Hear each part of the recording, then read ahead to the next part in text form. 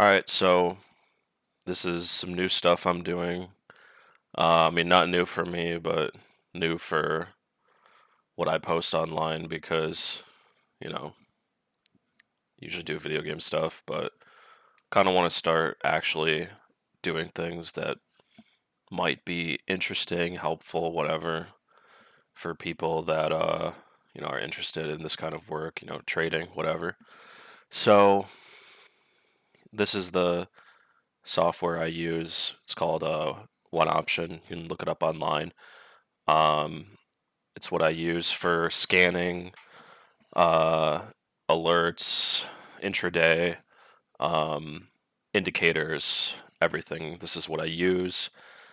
I believe it's the best out there. I've done quite a lot of research, and it's can't find anything better. Um, that's just kind of the introduction for this platform I use, just so everyone knows what it is. I'm not going to do that again. It's pretty obvious. It says up top left corner.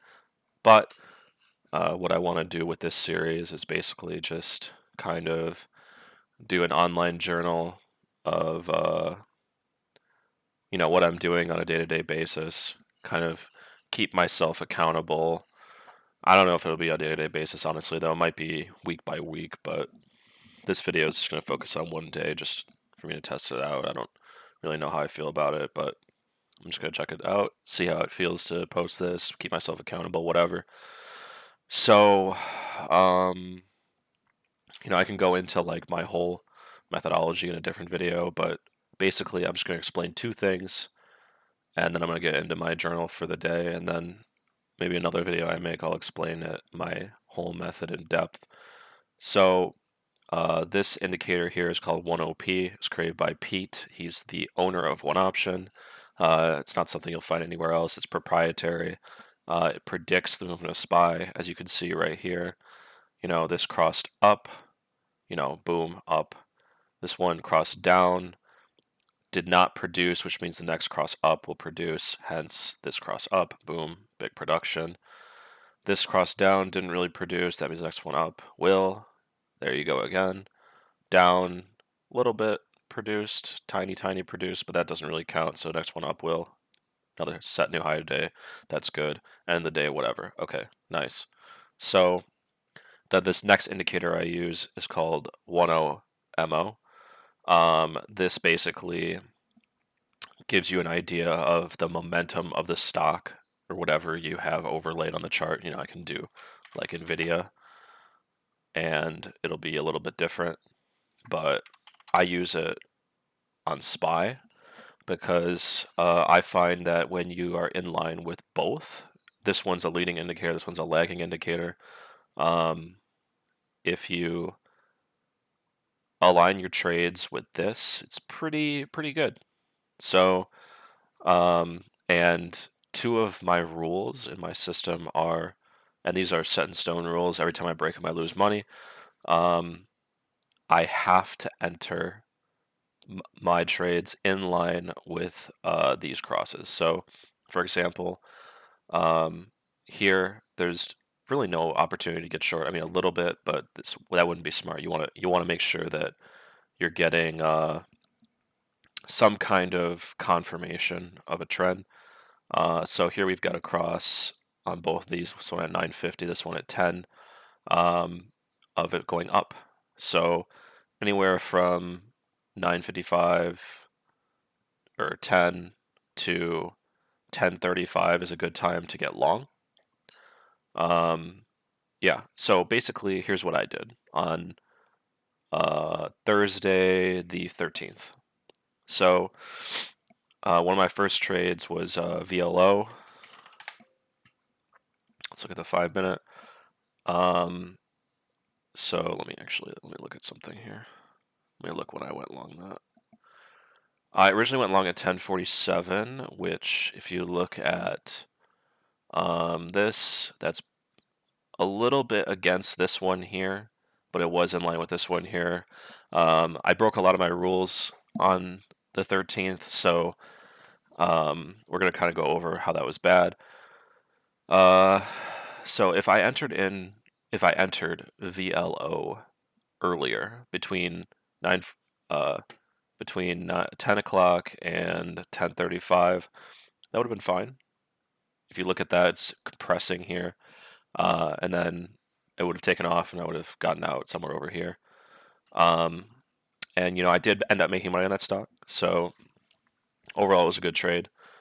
Now here's where my stakes come in. So I shorted Costco at 10:59, so right here. Now this was a big error because there's nothing here at 10:59, especially down here. So even though this is in a bearish cross here, from 10:35, and then we cross bullish again at 11:10. So yeah, technically this indicator is supportive of that move, but I need both to confirm it. So the fact that this was nowhere near crossing downwards, like we see right here between 12:05 and 12:55, I mean, there's absolutely no reason, like zero reason for me to get short. And that was a shitty trade because I shorted it down here. I ended up covering it in here for quite a big loss. That sucked, so that wasn't very fun. And then Etsy was my second problem trade of the day. I shorted it. Now, the first trade I made was actually it wasn't the worst, but it was still against my rules, right? So let me look here. I shorted it I did a half position at 10:27. So if we look here, that doesn't support that move, and neither does this. So it's a double whammy.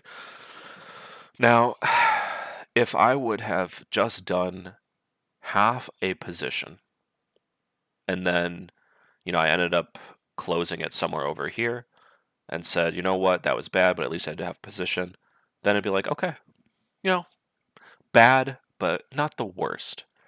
But, of course, in my infinite wisdom, as in major error here, I waited for this to cross and give me this indicator here, and I added to it. Now, here's the thing, right? Sure, we have this cross down here and this cross down here. Now, based off of what I said earlier and my rules, you would think, okay, not a bad time to get short. But we need to remember that these things need to be put in context. So, off of a move from a low of 348.53 to a high of 365.34, I mean, that's almost $20. I mean, that never happens. Like, let's look at the daily chart. This is almost a $20 move here. I mean, I think it is actually. Low 348.11, high 367.51. So it's a $19 move. And if you look at any of these days, I mean, is this a joke? 365.58 to 356.76 or something like that to like 359. I mean, that's $2. And this is 19 bullish. And here I am sitting here going, "Oh yeah, let me just add to my short right there." I mean, these are the kind of mistakes that are very frustrating because, especially at this point in my career, because I know what I'm doing. Even though sometimes it doesn't seem like it, I swear I know what I'm doing. But this is kind of where the mental game comes into play because we're in the midst of a bear market. The market's gone down, a ridiculous amount from the 400s to almost, down to 340 something. So I mean that's a giant move. So when you have that kind of backdrop, the mental game of it is like, okay, when is this going to roll over? Because that's what it's been doing for this last year. So I'm thinking, okay, great, this is a big bounce, but I should have thought about it a little bit more in context. Hindsight's 2020, whatever. But that was a major mistake, and those two trades, those are the only two I made a mistake on yesterday. They uh, they were quite a big loss. I was able to recover nearly half of it by the end of the day, and we're gonna go through those trades in a second, but really unacceptable, and I can do better than that. All right. Next, let's talk about I traded VLO again. Let me look when I did that. Looks like I entered that at 12:43. So that is right here. And let's look at here. So, yep, I cheated the bottom one a little bit early, and just to give you an idea, I was shooting for $1 on that trade.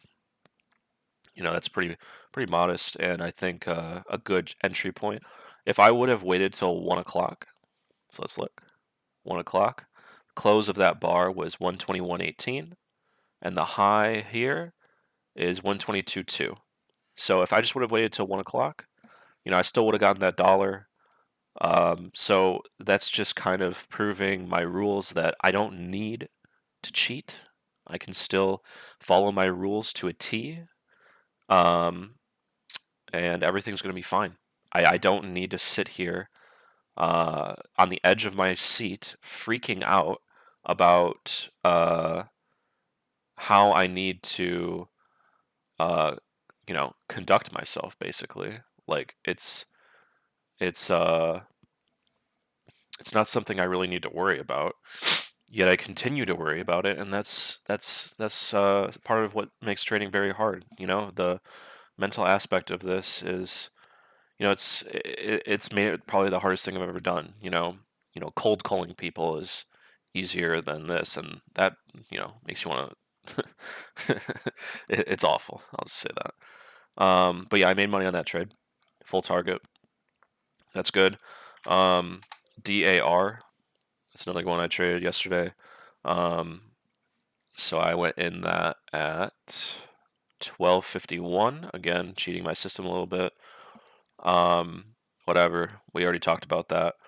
I got out up here a little shy of, I allow myself to take 80% of my target. That's like my minimum I could take. This one I think was 70 some percent. I cheated a little bit just because, um, I was pissed about the two losses I had to take, but, you know, obviously we can see here that it never returned to that high. However, I really do believe that today, I can look at it right now, actually. Let me see if it's okay. No, that one doesn't really trade much after hours. Um, but yeah. So I'm sure that today it'll probably exceed this and hit my actual target. But overall, I made money on it. What am I gonna keep complaining about making money? No. CVX was another one. That's Chevron, I believe. Yep. I traded that at, let me see here, 11:20. Let me look at 11:20. That lines up here. That lines up here. We're both in agreement. Um, yeah, I traded that during the mania a little bit, but eventually I ended up taking full target on that. So that's good. I traded McDonald's at, let me see here, 12:44. Again, I cheated a little bit, but this one was so strong. Look at this. Literally from the open, which, keep in mind, we didn't start going on SPY until 9:45. This one was going since 9:30. And I know, you know, maybe someone watching this who doesn't know much about trading, it's like, okay, that's semantics. No, listen.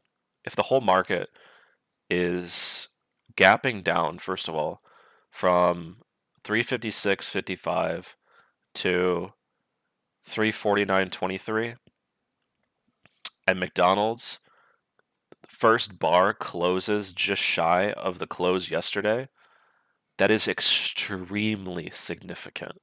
And then keeps stacking green, even though our first two bars were basically compressing a little bit of a drop, actually. No, that's huge, huge. And then it didn't stop until like 2 p.m. So I felt a little bit more comfortable getting in a little bit early on something like this than I did on the other ones because this has huge relative strength to the market. So this one made full target, all good. And then at one point, I know I traded SSO for a quick scalp of like, a little bit. Yeah, somewhere around like 1 o'clock, and that's not something I really want to go through because that's not something really in line with my system. That's more of a, I don't have much money in my futures account, so I'm gonna make a quick SPY trade, and I don't want to pay how much SPY is. But so overall, um, I made no, I didn't. I lost money yesterday, um, about half as much that I was going to, which is good. Um, I'm still up for the week, and today, of course, is another day. The market opens in 30 minutes, so that's that. Um, but yeah, this is my first video on this. Hopefully somebody can learn something from it. I my intention with this is basically I just want to post what I'm doing. If people have questions or if anyone even watches this, they can then ask questions and I'll try to get to them. I'm not very good at replying to things, honestly. Um, but you know, this is I just want to stay accountable because I think it'll help me in my life and my future, you know, help provide an income for myself and for others. And yeah, so hopefully you found something interesting from this. If you liked it, do whatever. I don't care if you like, dislike, doesn't matter to me. I don't really care. If you want to keep seeing something like this, hopefully I keep making videos on it. I know this doesn't sound very inspiring. It's not exactly it's not exactly the biggest marketing pitch here. I think if I walked into a Fortune 500 company and tried to pitch them something with this level of enthusiasm, they'd probably tell me to fuck off. But um, you know, could be interesting. So let me know what you think. All right, that's it.